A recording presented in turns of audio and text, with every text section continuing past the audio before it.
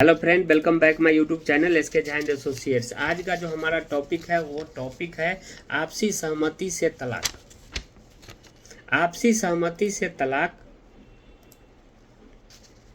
Hindu marriage act 1955 की section 13B। हमारे देश में हिंदू विवाह एक धार्मिक और कानूनी प्रक्रिया है। ये हिंदू मैरिज एक्ट 1955 के तहत आता है। अगर आप विवाह के रिश्ते से खुश नहीं हैं और अलग होना चाहते हैं तो कानून आपको तलाक के जरिए इसे समाप्त करने की अनुमति देता है। आपसी सहमति से तलाक लेने के लिए हिंदू मैरिज एक्ट 1955 की सेक्शन 13B के तहत यह प्रावधान दिया गया है कि जिन दो पक्षों के द्वारा आपसी सहमति से किया जाने वाला विच्छेद जिसे ये स्वीकार करता है। कौन? हिंदू मैरिज एक्ट 1955 की सेक्शन 13B। हालांकि अंग्रेजों के समय से पहले भारत में हिंदू विवाह एक धार्मिक संस्कार था जिसके तलाक का कोई प्रावधान नहीं किया जाता था। शादी को कई जन्मों का रिश्ता माना जाता था, लेकिन अंग्रेज के शासनकाल में हिंदू मैरिज एक्ट 1955 में तलाक के प्रावधान को जोड़ा गया। इसके बाद एक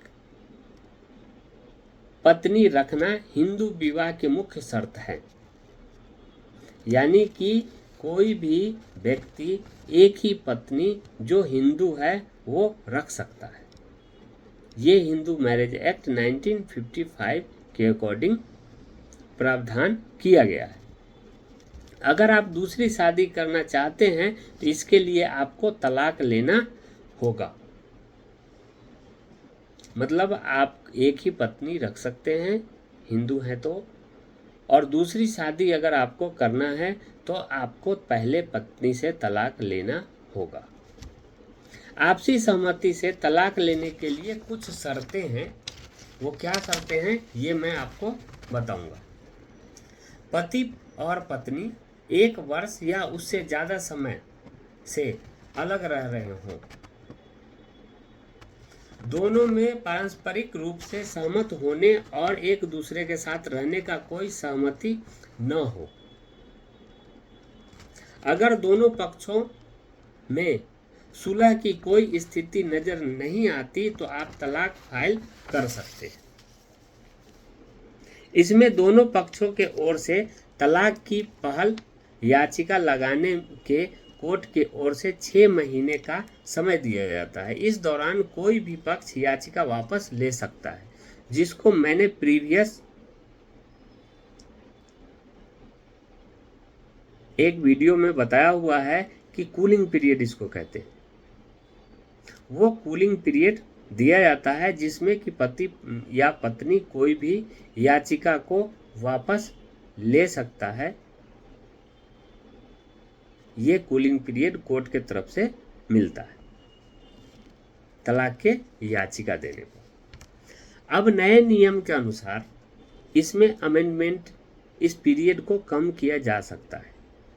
जो 6 महीने का कूलिंग पीरियड दिया जाता है, आप अगर आपसी सहमति से एक दूसरे से संबंध विच्छेद करना चाहते हैं, अलग रहना चाहते हैं, तो आप एक एप्लीकेशन डाल करके ये 6 महीने के पीरियड को कम करवा सकते हैं और उसमें रीज़न आपको देना होगा कि क्यों आपको कम समय में चाहिए। तो वो इम्पोर्टेंट रीज़न जो होगा उस रीज़न को आप यहाँ पर दर्शाओगे। फिर कोर्ट इसको देखेगा। कोर्ट देखने के बाद अगर संतुष्ट हो जाता है तो आपके इस एप्लीकेशन को एक्सेप्ट करेगा और टाइम पीरियड को कम कर देगा। आपको पहली याचिका डालने के बाद 18 महीने के अंदर दूसरी याचिका डालनी पड़ती है। अगर 18 महीने से ज़्यादा वक्त हुआ तो आपको फिर से पहली याचिका ही डालनी पड़ेगी। मतलब अगर आपने ये पीरियड जो हमारा 6 मंथ का था उसको आपने एक्सीड कर लिया या एप्लीकेशन दे करके कम कर दिया, फिर आपको याचिका देने होंगे, पहली याचिका। उस याचिका के बाद 18 महीने का आपको टाइम कोर्ट देगा। 18 महीने के भीतर आपको दूसरी याचिका लगाने हैं, फिर आपका ये याचिका एक्सेप्ट होगा तलाक के लिए। अगर आप उस पीरियड को क्रॉस कर जाते हैं जो 18 महीने का कोर्ट ने दिया है, तो आपको फिर से प्रथम याचिका ही देने होंगे। प्रोसीजर वही आपको फॉलो करने होंगे जो 18 महीने का दिया गया है, यानी कि नई तरीके से आपको तलाक की याचिका फिर से डालनी होगी। अगर दूसरी याचिका के वक्त कोई एक पक्ष केस वापस लेता है तो उस पर जुर्माना और पेनाल्टी भी लगती है, क्योंकि आप कोर्ट का वक्त जाया कर रहे हैं। इसीलिए यहाँ पर आपको जुर्माना और पेनल्टी लगा देगी कोर्ट। अब आता है पारस्परिक तलाक की प्रक्रिया क्या होती है।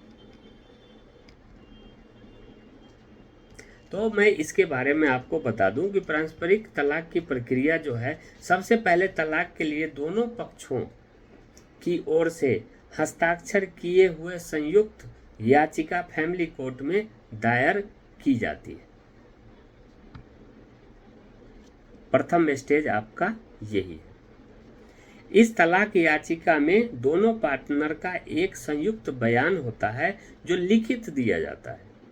उसमें दर्शाया जाता है कि किन कारणों से आपसी सहमति से आप कौन सा मतभेद हुआ जिसके कारण आप दोनों अलग रहना चाहते हैं और तलाक लेने की बात कहते हैं। इस बयान में संपत्ति तथा बच्चों के बंटवारे के समझौते को भी शामिल किया जाता है। बयान दर्ज करने के बाद माननीय न्यायालय के सामने पेपर पर हस्ताक्षर किए जाते हैं। इसके बाद दोनों पक्षों को सुलह करने या मन बदलने के लिए 6 महीने का समय दिया जाता है। अगर 6 महीने में दोनों पक्षों की सहमति नहीं बनती है तो अंतिम सुनवाई के लिए यानी दूसरे प्रस्ताव के लिए उपस्थित होंगे। अगर दूसरा प्रस्ताव 18 महीने के अवधि में नहीं लाए गए तो अदालत तलाक के प्रस्ताव को नहीं पारित करेगा। इसमें अगर एक पक्ष चाहे तो आदेश पारित होने से पहले किसी भी समय अपनी सहमति वापस ले सकता है। ऐसे मामले में अगर पति पत्नी के बीच कोई पूर्ण समझौता न हो या अदालत पूरी तरह से संतुष्ट न हो तो तलाक के लिए आदेश नहीं दिया जा सकता है। अगर अदालत को ठीक लगे तो अंतिम चरण में तलाक का आदेश दिया जाता है। तलाक के बाद बच्चों को कस्टडी और संपत्ति का फैसला, मतलब बच्चों का हिरासत और संपत्ति का फैसला कैसे होता है ये भी मैं आपको बताता हूँ। क्योंकि आपसी सहमति से पति पत्नी तो अलग होने का जितने भी फॉर्मेलिटीज थे उसको पूरा कर लिया,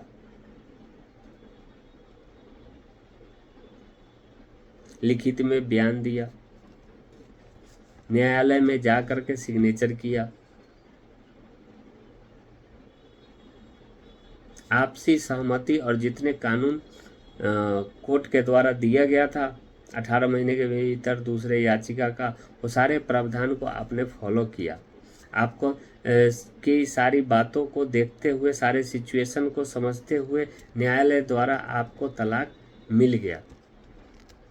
अब आता है कि आपके बच्चे हैं, उसकी कस्टडी का क्या प्रावधान है, संपत्ति है उसकी क्या प्रावधान है। आपके बच्चे हैं तो आपसी समझौते के द्वारा पति या पत्नी किसी को हैंडओवर किया जा सकता है। ये भी आपको डिटेल आपसी समझौते का कोर्ट में देने होंगे। और अगर चाहे तो दोनों मिलकर बच्चों का देखरेख, पति पत्नी दोनों मिलकर बच्चों का देखरेख कर सकते हैं। और अगर पत्नी या पति दोनों में से कोई एक जो बच्चे का भरण पोषण नहीं कर सकता, तो जो भरण पोषण करने लायक है, पति हो या पत्नी,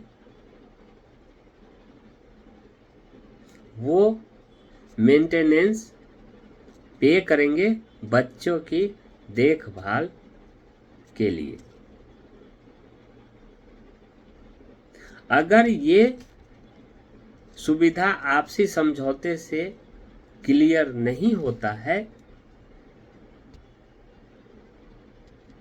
तो आपके लिए फिर कानून का रास्ता खुला हुआ है।